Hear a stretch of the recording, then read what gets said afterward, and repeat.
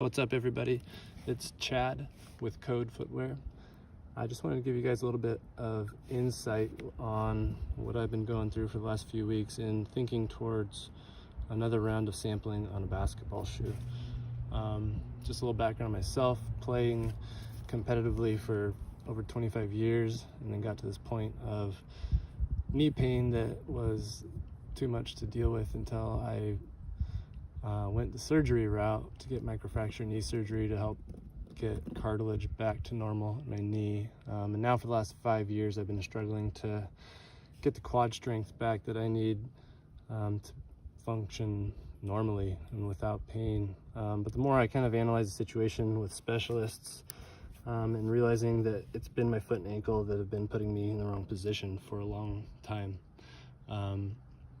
This, unfortunately, is never helped by the traditional footwear that we play basketball in daily, and most of that product coming from Adidas, Nike, and some Under Armour and other brands that put stuff out there. But for the most part, the few points I'm going to talk about right now are the elements that I just posted recently in talking about the elements that make for bad foot health that lead to injuries, and it's becoming easier to roll your ankle the higher you get off the ground, and the worse position that these brands put your feet in when playing in these shoes. So this is the next level Adidas basketball shoes. Intrigued me right off the bat seeing that they made a slip-on basketball shoe for the masses, and to me it was intriguing enough when I saw somebody on court a few months back wearing them to ask what his thoughts were on the shoe, and he just said he liked them, and I didn't get much more out of him on the shoes. But unfortunately, by the end of the night, the same gentleman was walking off the floor before the end of our game and just claimed of knee pain, and not from a contact injury, but just an overexertion use feeling. And I haven't seen him in the last month or two, so I hope he's well.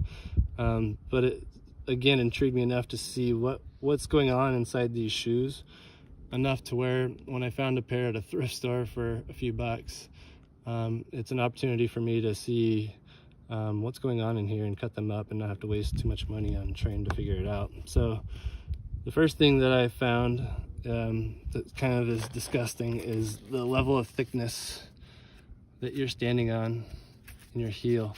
And this stuff is just so squishy, it's ridiculous, that you'll never really feel the ground when changing the direction until you squish through this to push off of it. And we don't need this much cushioning. This weakens us by relying on this stuff. And so I measured the thickness, and you're 27 millimeters off the ground from this piece. That wasn't even including the insole thickness. And by the time you taper down to the toe of the shoe, this measures 9 millimeters in thickness. So you're on an 18 millimeter platform that's sloping downwards. That gives you that shortened Achilles, shortened calf. Don't even need them when you're standing on that kind of platform. The other element that disgusts me is this piece here that I would describe as a stiffener plate for shoes we're making, but for a lot of performance shoes, they're gonna add some stiffness inside the shoe. Without it, you can see how easy it is to just bend and mold and flop these shoes, even with just foam and rubber. The problem with that is when you're taking a hard cut and a change of direction, the shoe can roll and flop underneath your foot unless there's something stable underneath to keep from that happening. So a lot of these shoes incorporate these pieces, and what I really don't like about this piece is this angle of trajectory that they're putting your toes up into. This piece is molded flat to save on costs, and the whole shoe for the toe spring shape is relying on gluing this in and making that shape. And this is an undone shoe, and so you can kind of see the toe spring that goes up in the shoe without even functioning it. And the problem with that is that your toes are always up in the air and they're never sensing the ground. And the level of this stiffness isn't going to allow for your foot to sense the ground. And if I show you a quick little foot model, in the angle, if you put this underneath the foot, it forces these toes to about that angle. And if you'll notice what it does to that Achilles tendon, it's not fully elongated and stretched when you do this and put your foot into this position. Your Achilles drops and flops, and it's not needed as much anymore because it's being put into a chronic position where it's not needed, and it loses its functionality in turn.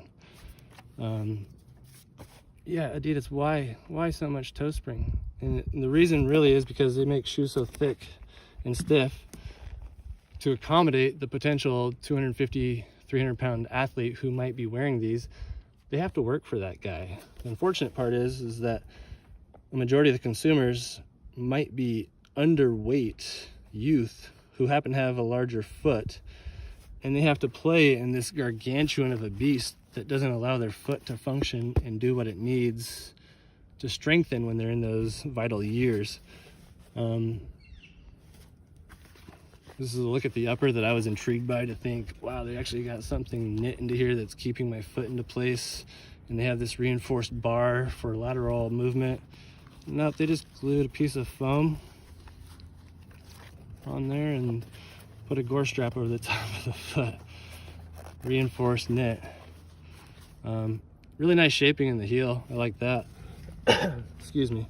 But yeah, the last part is this whole sock bed liner test that you can take out of any pair of your shoes and get a good idea of the size that's going on inside your shoe. And you can see pretty quick that shape that you're kind of forced to be in within these shoes. And the odd part is just looking at the shape of these insoles compared to the beefiness of the shoe. I mean, look how much space and extra material is unnecessarily in these shoes, let alone the narrow toe path that's jogging your toes in and giving you the dropped arch and the squeezed toes.